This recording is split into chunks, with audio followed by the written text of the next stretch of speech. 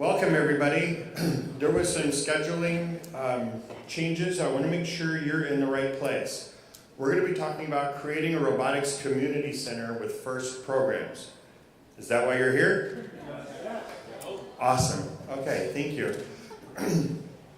Well, I better apologize real quick first. See, they disappeared.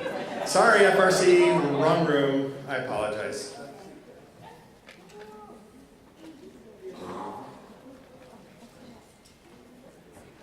Okay, two things. One, I'm not a professional teacher or a professional speaker, and I don't like this microphone, so I'll do the best I can. Two, we do not have an FRC program.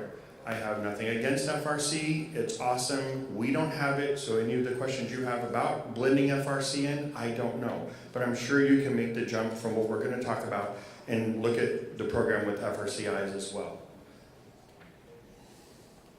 Okay, I want to start a little bit with background and my history in FIRST. It's so much fun being here at Champs and talking to so many people and finding out how they got into FIRST. Everybody has a different story. Many of them start the same. First thing though, I'm a professional home builder. I am not an engineer, I'm not a school teacher, I don't do this every day. I build houses. My son's in 4th grade. He brings home information from the school PTO saying, we want to do a FIRST Lego League club, and we need some coaches. Like, I have a basement full of Lego, we can do that, right? Well, there's, at the time, now this is 2008, 10 years ago, at the time, very few books, this YouTube thing didn't exist, there weren't many resources, and coaches didn't talk to each other. So I'm in this little portable classroom behind the school with a bunch of kids. I know how to build things with Lego, but we don't know how to program or get them to move or anything like that. So we had no help. We didn't know really where we're going. So for the next couple of years, I kept coaching my son's team. As he went on to the middle school, he joined a middle school team, and then my daughter was of age, so I started coaching her, started a second team with her. Then in 2012, when she aged out of the elementary school team and went on to go to the middle school, they didn't have enough room for her and her friends.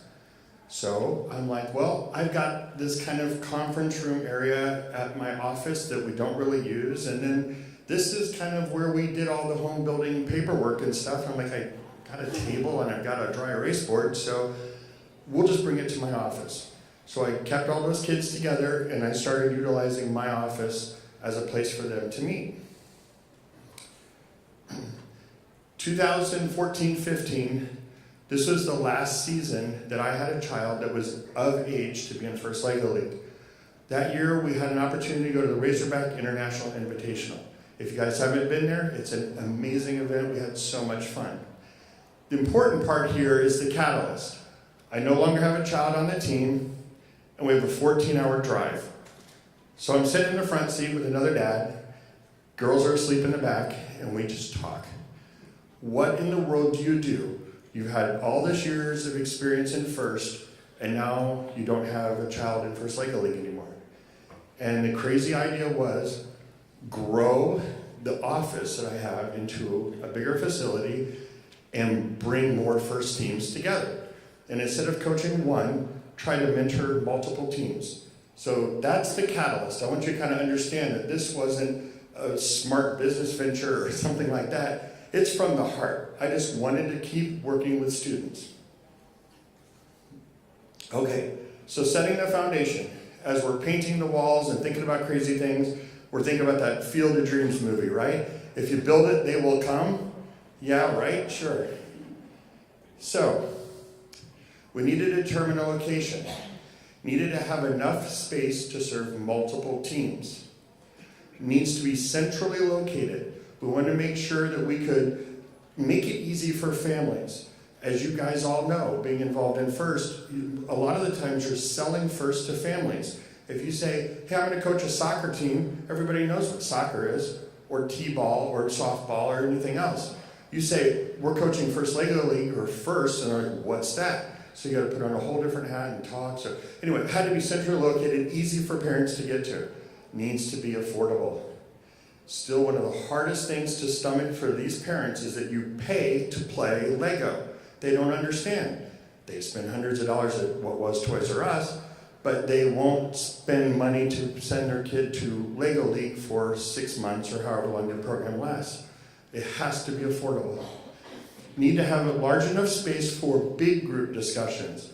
We need, and I think, we also need smaller spaces so that teams can be private and intimate and have their strategy conversations, but we need bigger breakout areas where we can teach programming skills and things like that. So I found an old hay barn, because we're from Indiana and we've got those. This one's built in 1898. It's a good old-fashioned hay barn. And it was renovated in the early 1990s. So it has modern electricity, working water, has heating and air, has lights, all that good stuff was already there. It's 3,500 square feet. As far as centrally located, we are a strange community of houses. We don't have a government, we don't have a downtown, we have 2 stoplights and a McDonald's, but we have kids, lots and lots of kids. And this right here, that's Michigan. Michigan has farm fields. We have houses, lots of houses. Okay, so I wanted it to have easy access, and this is the Google map of it right there in the center. This is what it looks like from the outside, just an old hay barn. Okay, so we find the space. Now we're looking for inspiration.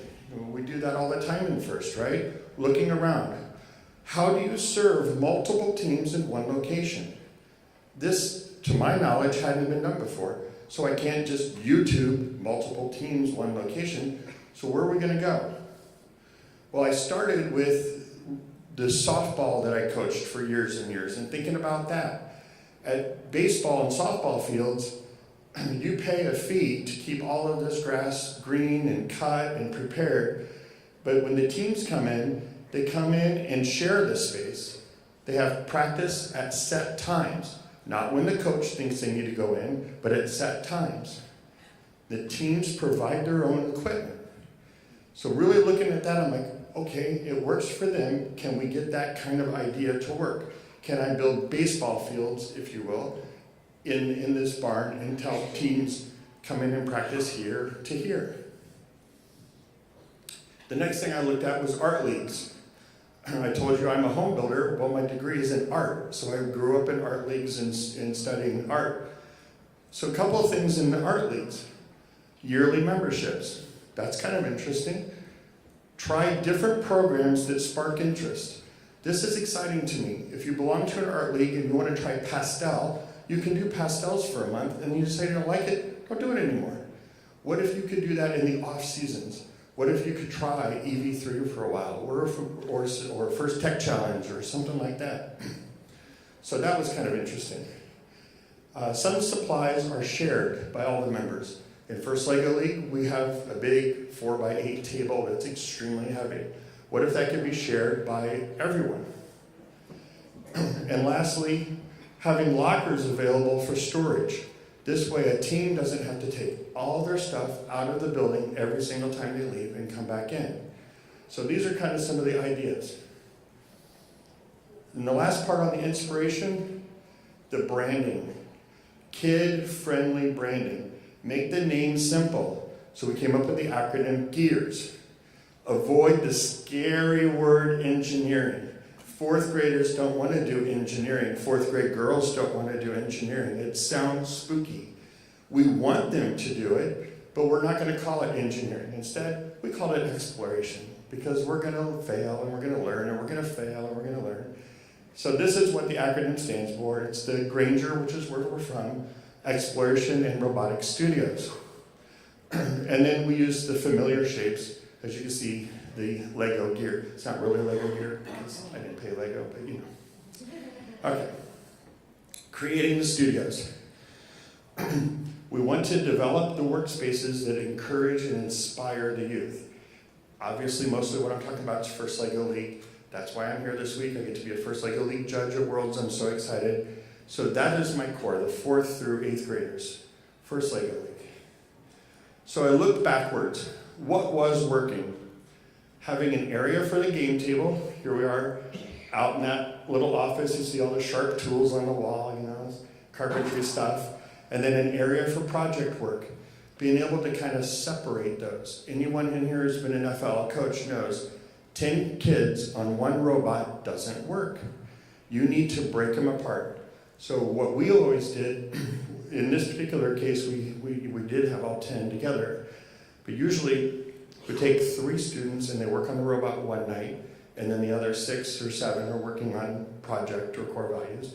And then the next night we flip it out so that everybody gets hands on the robot, everybody gets hands on the other parts, but it's not all 10 at one time. The other thing that was working, making sure the kids have an area to build. In First LEGO League, if you don't give them a table to build, they'll build on the game field. And then the game field wears out. They're not really meant to be built on. And organize the parts. The more organization you have, the easier it is for the kids to be efficient in their building. Okay, so then we go into converting the old haylofts. So right away, I try to get build spaces for them, separate from the game table, and then bringing in the organization stuff. Then we duplicated that 5 times. So I have, up in the 3 different haylofts, we have 5 FLL areas, or studios for the students to work. Then we created some community spaces. We have, this area here is on one of our landings. It's all full of Technic Lego for anyone to use. So when a team is in there and they're working on something, they need a couple more open frames, they can find them on that wall. Downstairs, this is a really good idea, sibling play area. Young minds don't understand that the Lego models on the game field are very important to the Lego League students. They want to take them apart and make the toilet, actually work. I don't know. But down here, they can build their hearts out, and that's what they do. That's also our big space that we use for teaching and things. Now, this was a surprise to me, but I showed you pictures of my son and my daughter. As they see me building this new place for First LEGO League, they're like, well, what about us? We want to bring in a 12 by 12 FTC field and have a build space. Okay, so there's our 12 by 12 FTC field, and we have a little room over there, as you can see in the other picture, to give them some build space. Fee structure. We got to make this affordable while staying afloat. Very, very hard to do. And of course, you guys are from all over the place, so I'm just going to tell you what has been working in northern Indiana. First of all, let's look at the first programs. First LEGO League Junior. We are charging $100 per student to participate in a season. Regardless if it's a spring season or a fall season, it's $100 per student. That fee includes the registration to First, Expo, they're going to go to an expo, it's going to cost $20 to $30 to participate as a team. The Inspire Kit, and if you guys haven't seen the new Inspire Kits over in the Lego Education, brought one to show you for next year. And of course they need a t-shirt. So we got some sort of a team t-shirt available there. For First LEGO League, we go up to $200 a student, and we charge a $500 team sponsorship. We're asking the youth to go out in the community and find sponsors to help them. The $500 barely covers all this stuff. So we use the $200 to help pay for lights and electricity and all that good stuff. So it's really important that they start getting out and talking to the community. Small business owners usually will do $250 to $500 pretty easily, especially if the youth ask for it.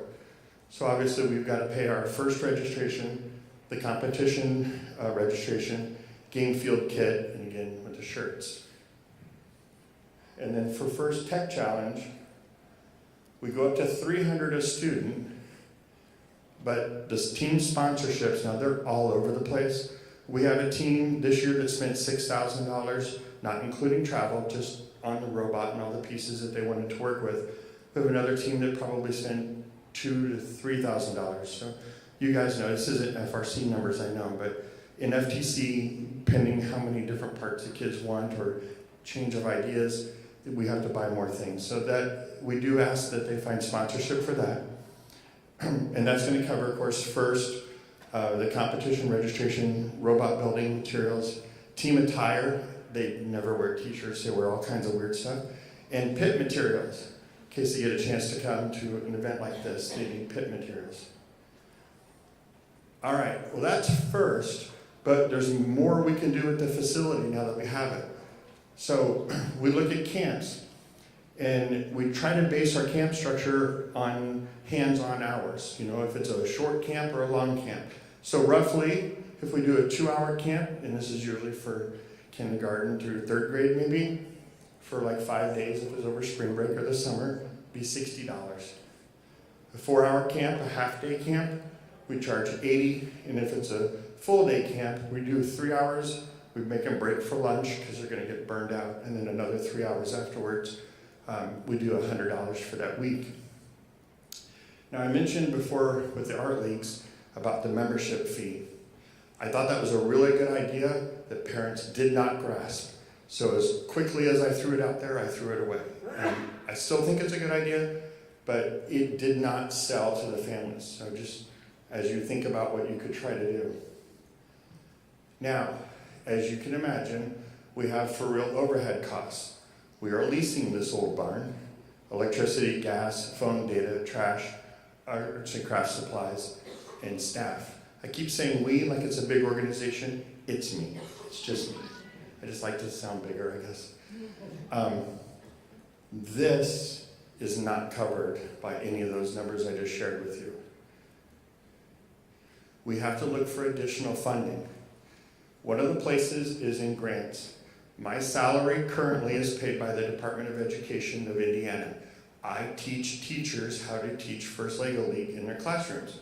Sounds pretty cool. Grant ends on July 1st, but it was pretty cool while I had it. Banks. Some banks have ability to give you grants. We've received $5,000 to $16,000 chunks to help us get the facility up and running. But now that we're up and running, those grants are no longer available.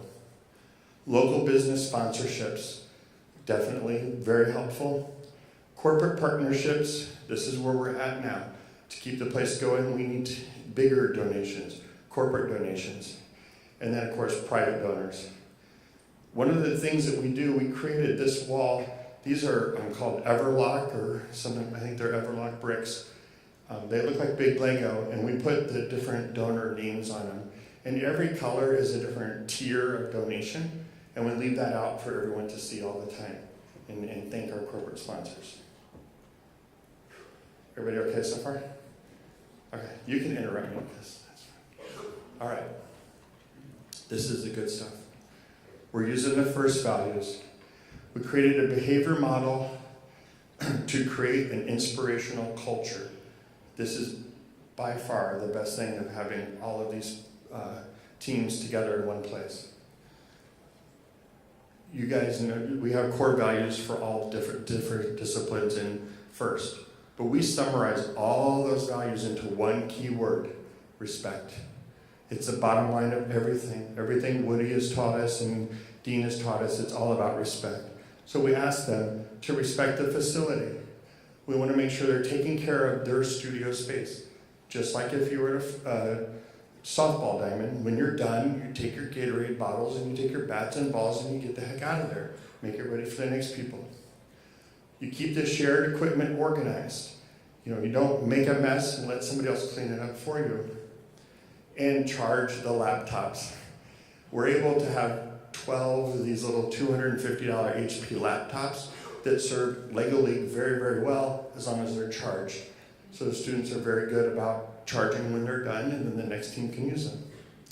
We also want to respect other teams. We need to acknowledge times for privacy. First Lego League is competitive, just like First Tech Challenge and First Robotics competition. To put multiple people in the same space at the same time, you have to give them times of privacy. You also need to help others when they're stuck. So privacy doesn't mean you get to just hide. You know, there's a time where you're strategizing, and there's a time where the robot's just being a silly plastic toy, and you need help with a gyro sensor or something like that. And you need to keep the general noise level down. Something about a 100-year-old wood barn gets noisy. You need to respect others. There's no putting down, trash talking, any of that kind of stuff. Make sure everyone on the team has a voice, and girls and boys are treated equally. You know, I've been around FIRST for 10 years now, and I definitely see the push for girls in FIRST, and that's great. I had a daughter in FIRST, but we never saw a difference. We've always kept at least 40% female on all of our teams. And it's great that FIRST is acknowledging we need girls involved. Treat them equally. I recently heard a lady say, you know, the best way to get girls involved in engineering is not make it pink. Just let them do it. The other thing we need to respect is our coaches. We need to respect them by being on time. And these are things that we tell our parents and our students, and by listening to the advice and guidance. I love First Lego League because they rarely roll their eyes. Rarely. First Tech Challenge? I don't know. Respect yourselves. Use your time wisely. Participate in brainstorming. Share your ideas. Don't be afraid to be wrong. And when something doesn't work, which it's not going to work, figure out why. You know, it's the craziest thing about what we do with FIRST Robotics is we're learning by failing. So we need to let them work through that and encourage them not to give up on themselves. The result is an amazing positive culture. We're engaging all youth. We're encouraging each other. We're making engineering fun, not scary. We're practicing our gracious professionalism. This isn't something that the kids, the night before a contest, say, oh, what's gracious professionalism mean? They've been living and breathing it the whole season. And they push themselves to be the best that they can be. So, under one roof, blending FIRST and the community. First of all, with your progression of programs, we're offering them at the same time. There's a lot of crossover, and the kids see each other all the time. The older teams advise and mentor the younger teams, and then the younger students are inspired and encouraged. This picture here is from a couple years ago. This FTC bot, even did FTC that year, you had to climb this crazy mountain thing. This FTC bot could do that. This young lady, this young man, and this one are all still on First Lego League teams. And this picture was actually taken at a camp. They had no idea what FIRST even was. And now they're still actively involved in FIRST. Open to the community. Allow students to come from any school, public or private. We also offer homeschoolers an opportunity to participate on a team. What's really exciting about homeschooling is we can use the barn in the afternoon before all the public and private school students get out, which means it's quieter and they get all the place to themselves. We also get students from multiple states. I showed you in the picture, we're right by Michigan. Well, Michigan changed how FIRST works. Everybody in the room knows that. But we have people who come down from Michigan because they still want to do First Lego League beyond 6th grade or whatever Michigan's cutoff is. Coaches and mentors are coming from the general public and local businesses. They're not necessarily teachers. They're being paid a stipend to stay there. These are people who are really involved in their business and in their children's lives. We also get to engage other youth organizations. We have the Boy Scouts of America, Cub Scouts, Girl Scouts and Brownies, and 4-H members all coming in all the time. And as you can see here, we have our FTC team teaching a Cub Scout lesson. So they're constantly being bombarded by the potential of FIRST. Okay, we're doing pretty good on time-wise. I have to tell you this story. It's going to kind of summarize everything I've been telling you about. This is an example of bringing all the programs together. And they showed up, so he's going to hide in the back. But this is the McCool story. The fall of 2015, I had an opportunity to meet the McCool family through 4-H. This young lady right here, who's probably going to hide right there. She was interested in robotics. So she joined 4-H, and I helped the entire 4-H group of 4 students get into robotics. Her father, Brad, was not too sure how to help, kind of sitting back, seeing how things go. In the spring of 2016, I got a chance to work with the family again through 4-H. Now this was an important catalyst. Brad got very intrigued about the first Lego League. Now he's not so nervous about it anymore.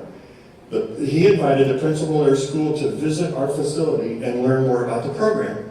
So I got a chance to talk directly to the principal about what we do, what our values are, things like that. Then the school board invites Gears to make a presentation about First Lego League. So I grabbed my daughter again and her friend from one of our FTC teams and went down there and presented to the school board. So in the fall of 16, their school, Mishawaka Catholic Schools, started 2 new FLL teams. So 1 girl in 4-H, now we have 2 FLL teams in a school system that didn't even know it existed. So this is amazing. Gears has chosen to host both of the teams due to space limitations in the school. Then Brad and his wife become co-coaches of one of those 2 teams. In the springtime, Brad continues as the coach, but for the off season, they merged the students. You know, students run out and do baseball and soccer and all these other great things in the springtime. So they took the purple team and the yellow team and they just merged the kids together to do one off season group together. So in the fall of this past year, Brad continued as head coach. He kept the teams merged together and they changed their name to the Washing Machines. The team earned the Champions Award runner-up for the Indiana Championship this year. In the spring, he continued as head coach, and his employer, Honeywell Aerospace, created a tribute video for his volunteer efforts. So now his employer is getting back and recognizing him. The team earned 2nd place in an off-season series of events that we just finished up last week. They will compete at the Razorback International Invitational this coming May, and they're competing here in Detroit. They're sitting right there.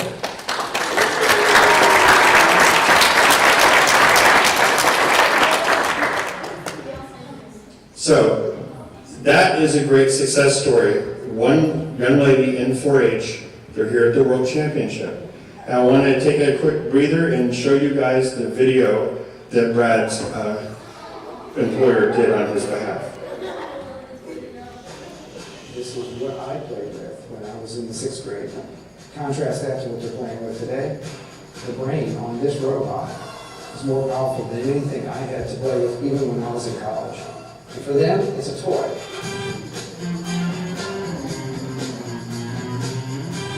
I'm Brad McCool. I'm a technical program manager at Untitled Aerospace and my Sports Solutions career, and I'm a First Lego League coach and mentor.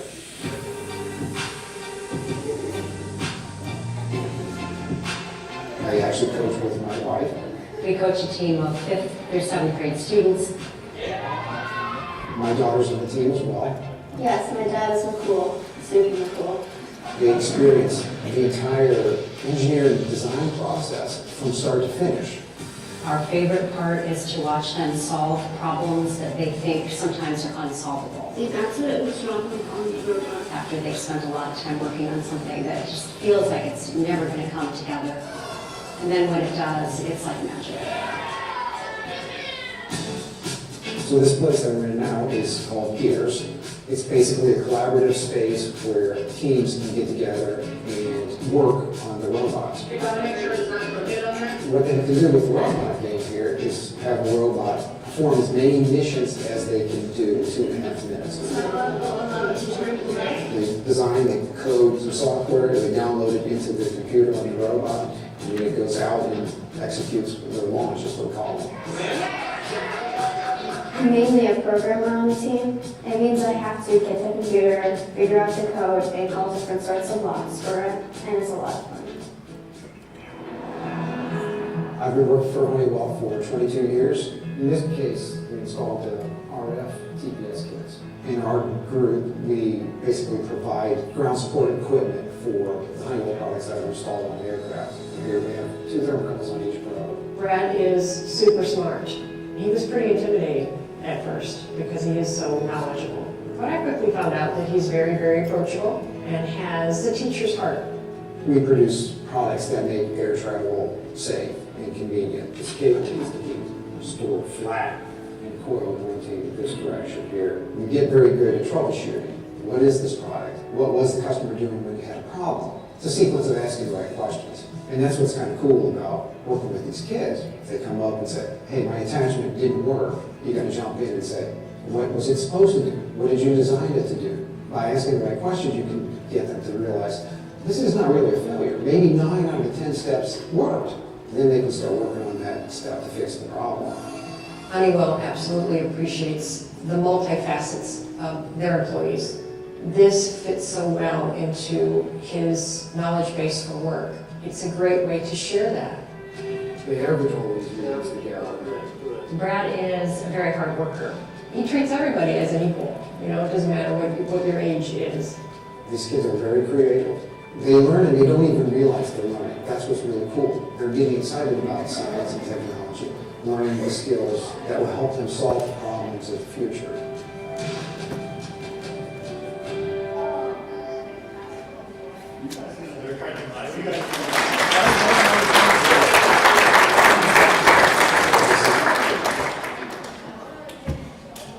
All right, so some results for you, proof of the concept. For our first programs, when we first started out in 2015, we had 8 teams total between the 3 divisions that we work with. In 2016, we jumped to 18. 2017, we were at 19 teams. We have pretty much plateaued out in the facility we have. We've really filled out just about every time slot we could, but we're still trying to get more kids involved. Another graphic that we put together I want to show you. Our teams have also been successful. We have teams, we've got 4 teams who've gone to the Razorback Invitational. We've been in California. We've had 4 teams go to the Super Regional. We have 1 team here today. The team won the Michigan State Championship, the Ohio State Championship, West Virginia State Championship. We've been to Worlds in St. Louis, and then we've won a lot of Indiana State Championships between our First Lego League and First Tech Challenge teams. So the concept really is working. The kids work really hard and encourage each other, and they've seen great successes from that. Okay. What kind of questions do you have? We got a hand. Boom! Go. Aside the fact that I can't wait to get out of here to go and start making some phone calls to get things rolling. Yes. I would love you to please layer in a little bit more of what you are really doing in this project, because there's a whole bunch of operational aspects and we'll call it organizational management that I'd just like to get a little bit more on. Okay. Can you... Come and talk to you for half an hour afterwards? Absolutely. I agree. we got all that. So, I'm not building houses anymore. She asked that question to help clarify from the front row. A year and a half ago, this crazy idea took over, and I am doing this all the time. In reality, I work 13-hour days, 7 days a week. It is a crazy amount of time that I dedicate to the center right now. We're unable to hire support staff. We have a lot of volunteer coaches and all that kind of stuff.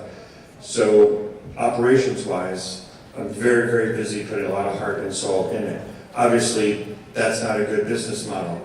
It wasn't really started as a business plan, unfortunately. And I'm looking at getting like a board of directors or something like that, people that can help me understand how to put business around this thing that I've created. But yeah, I know I'm not answering your question because... No, you already are. I mean, okay. Besides that, okay, I have a robotics widow of a wife right now because of all the time that I put in. Of course. I'm with you 100% on trying to do it. Yes, sir. How do you handle insurance? You have insurance that covers all the teams, or how does that? Right, so he asked about insurance. When I leased the barn And I did it with my home building company, and of course I have the facility is covered under that insurance policy. Then when I started bringing youth in, I had to get a rider for the youth to come in and out of the building and use the facility. When they come to events like this, they bring their parents, and they're not under my insurance when they leave my facility. So it's not like a school where I'm worried about the bus and all that stuff. The families bring the kids to these events. Yes, sir. Kind of a rider on that question. Have you ever gotten, in your presentations to school districts and the like, any pushback from, I guess particularly public schools? Yes. Who would be, our kids are not allowed to leave like our facility. Okay. Pushback, yes. We meet off-site. So if a student chooses not to be a part of the school system's program, and they want to come to our facility, school has nothing to say about that. In their particular case, they are a school that blessed or agreed to have them come. And we have several schools that do that, all Catholic schools that have done that. The biggest pushback we've had is the high schoolers that assumed their FRC team was going to get all this town. So we have a really ugly pushback happening that we're trying to work through with that. But in most cases, it's the families, are coming to the center regardless of where they're coming from. I don't get any pushback from that. Yes, sir. How did you start to reach out with your community? So to the youth or to the businesses? To get these. Good, to the youth. I had a very positive track record in First Lady League. By the time I decided to do this, we'd already won the state championship twice, and so people were familiar. I just went grassroots. I immediately did Twitter, Facebook. I buy ads in a local little newspaper thing that we have. I put a big, stupid, ugly yellow sign outside that had an arrow on it that says sign-ups. I held 3 or 4 community nights where people just came in for a couple hours, and then I didn't talk. I gave the mic to the students, the First Lego League students, to talk about what they got out of the program. And it just grew really fast, aside from the story you heard there. But the general public, we just open the doors and we say, come on in. Yes? What kind of financial umbrella do you operate under? I'm sorry? Are you an LLC and not Oh, we're listed as a non-for-profit. Yeah, and it's an LLC non-for-profit. Is there a question? Right now, we're a nonprofit within our state. There is a community center in the next county over that if we get large donations, they will accept on our behalf and write a receipt for the 501c3 and funnel it through. So we have a partnership with them. Go ahead. Sure. She asked, how do we get coaches? I have a similar presentation where I just show pictures of my kids, and then I get into this SAP story with everybody, the truth, that your kids are going to grow up. I mean, I miss my son terribly. He is now at a university studying mechanical engineering. I'm excited for him, but I miss having him at the center. I miss having him on a team. I miss coaching him at Worlds. I miss that relationship. And parents keep telling me, oh, we're too busy. No, you're not, because in a couple of years, you're going to be missing your kid too. So I just go at it. I pull at them. And that's why behind you in this team, they have 4 coaches for 10 kids. Because we really reach into those teams and say, we want you to be involved too, be a part of your child's life. Not every team's like that, but I really, really try. When we have these open houses, it's not a sign up, give me a check and get out the door. It's, this is what First is and what First Lego League is. And if you want your child to be involved, then you need to get involved too. Yes, sir. Did I understand you correctly, in that the teams that are school-based, that are here are all in Catholic schools, or do you have any public schools that allow you to have your team on your site? Okay, good question. They're Catholic, and then we have one that is, they're all public school students, but the PTA or PTO funds the students to go there.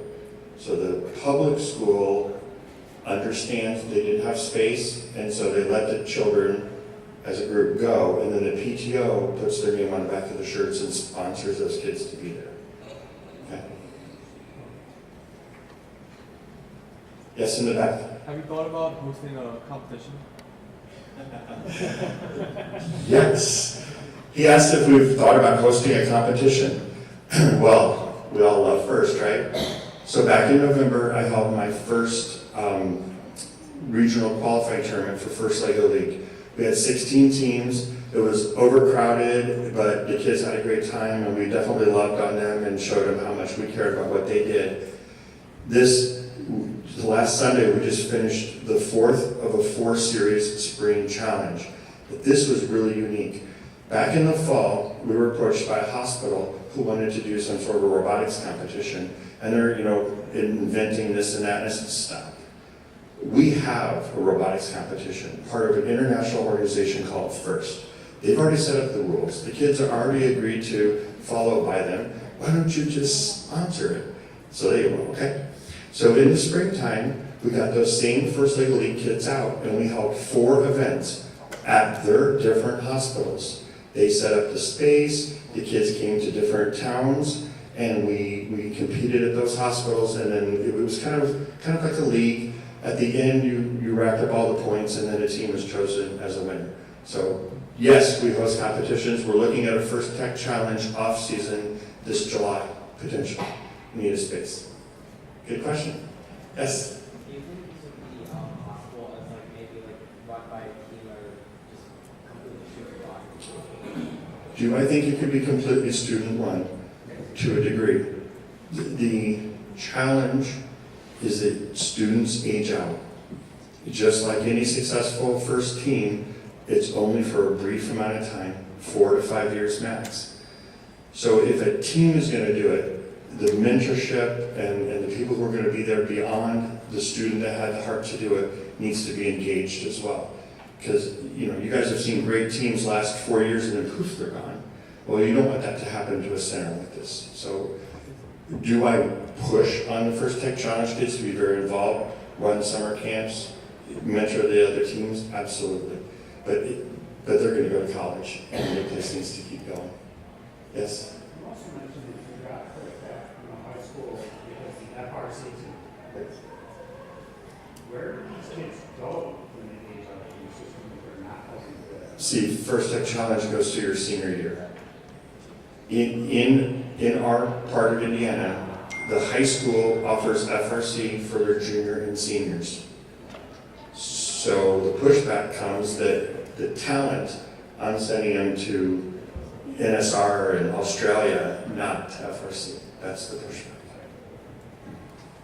Trying to fix that, really. Yes?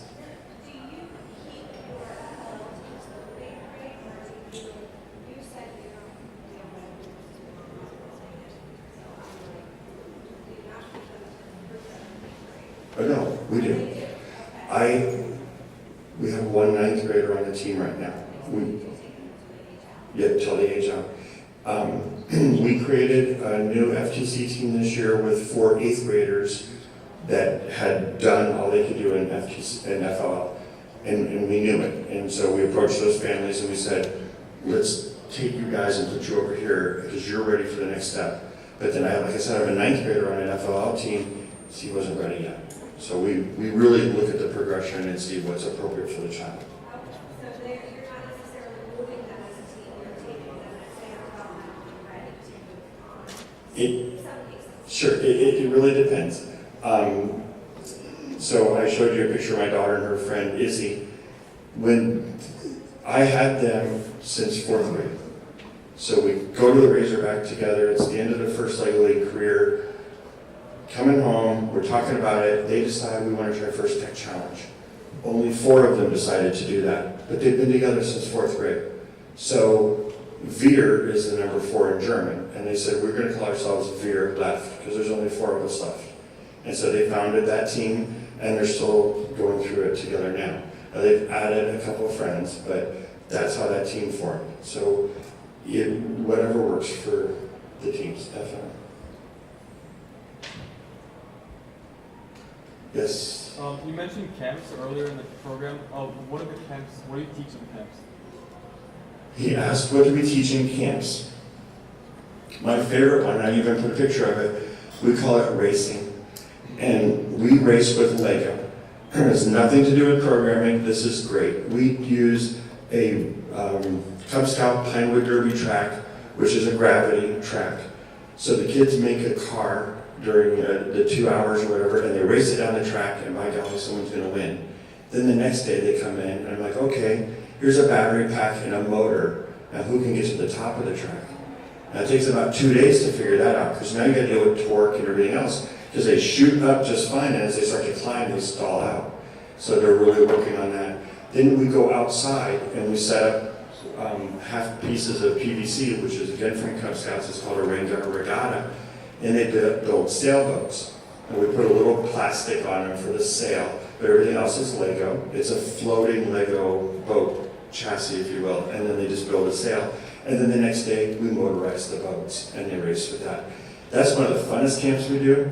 Another one is roller coaster physics, where we take half tubes of the insulation that goes around copper pipes and glass marbles, and they just make all sorts of roller coasters out of that. Now, we offer, of course, intro to robotics, where we'll do Ozobots and Spiros. We do 2.0, EV3. We go up to advanced EV3 programming. So some of the students that really want to better their FLL game, we'll teach them how to really use my blocks and use the gyro sensor properly and things like that.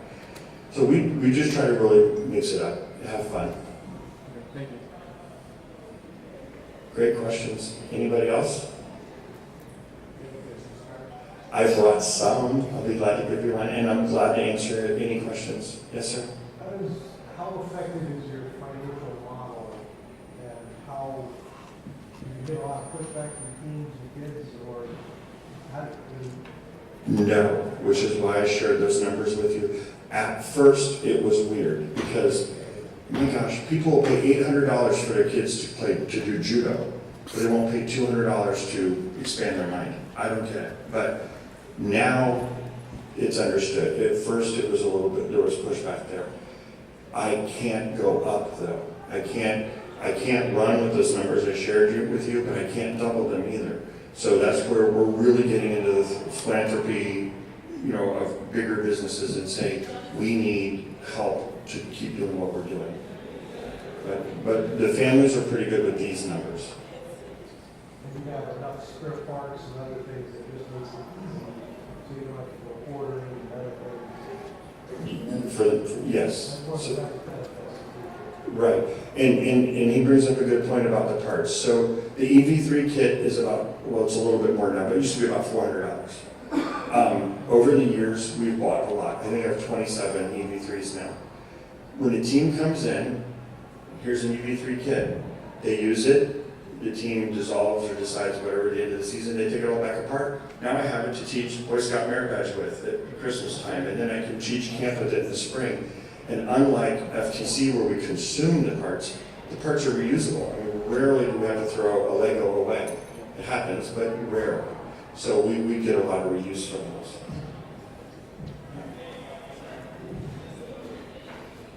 Yes, sorry. So you have all these teams in the first Lego League and stuff. How do you do the homework? On the teams, how do you get them to do the homework? How do you get them to work outside of the gear bar? Okay, and that's actually, I'm going to answer it this way. We coach coaches. So before Lego League season starts, before the big unveiling, which is here and was at Houston, which is odd, but anyway, usually before the big unveiling, we spend a month of Wednesday nights coaching coaches. And I really spend a lot of time with them understanding the rubric, understanding how you deal with homework, how do you set expectations to the students and the parents of those students so that this becomes their sport.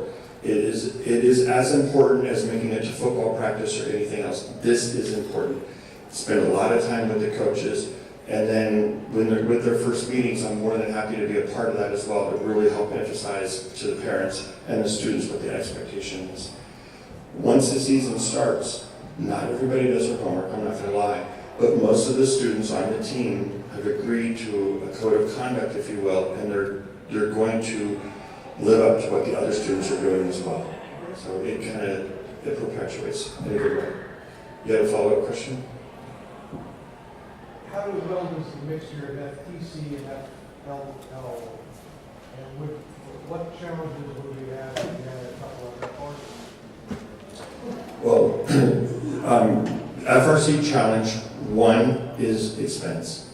The budget numbers I hear for FRC blow my mind. I can serve 30 teams at this level for one big FRC team, so I'm kind of afraid of that. Two, I don't have space. A gentleman was just sharing with me that he just got some space lent to their team, and it made a big difference. But back to the FLL FTC question, every student on my FTC has come up through FLL. Not all of them have been from the center, they've been from other teams, but they all already understand FIRST and the FIRST values. So when you put a different type of programming in front of them and a different type of sensors and Rev and AndyMark and all this stuff, it's just different tools, but they already got it. Now, when I have students stuck upstairs, before I just run in and say, oh, put this in there, I'll grab an FTC student and have them come up and share an example or a story of how to fix something, either mechanical or programming wise. So there's a lot of that, and a lot of the students linger before they leave. FLL is on the second floor, FTC is on the first floor. They'll slowly go to the door when they see the FTC robots running around, and they'll ask questions about the game and what did you consider doing this, and most of them kind of blow them off, but a lot of times they have really good ideas too. Another thing that's kind of fun, since the students come up through FLL, we model a lot this year with the intake to grab those foam blocks. I think all three of our teams were building them out of Lego parts first before we spent the investment through AndyMark parts to make it happen. But we can try things just mechanically in Lego, something that they understand before we buy a lot of elements. So that's been good for them too. Great questions. How much stock do you have in terms of that PC parts? We were very grateful last year. One of our teams received a $1,000 purchasing grant from Actibotics, which filled a lot of Actibotics. And we have 2 Tetrix kits. We went ahead and bought an Actibotics startup kit, a bunch of Rev modules because of this season. The teams really buy it for that year though, because we burn out the motors pretty quick and the servos. You know how it goes. They're kind of disposable. Not as impressive as First Lego League because they use them up.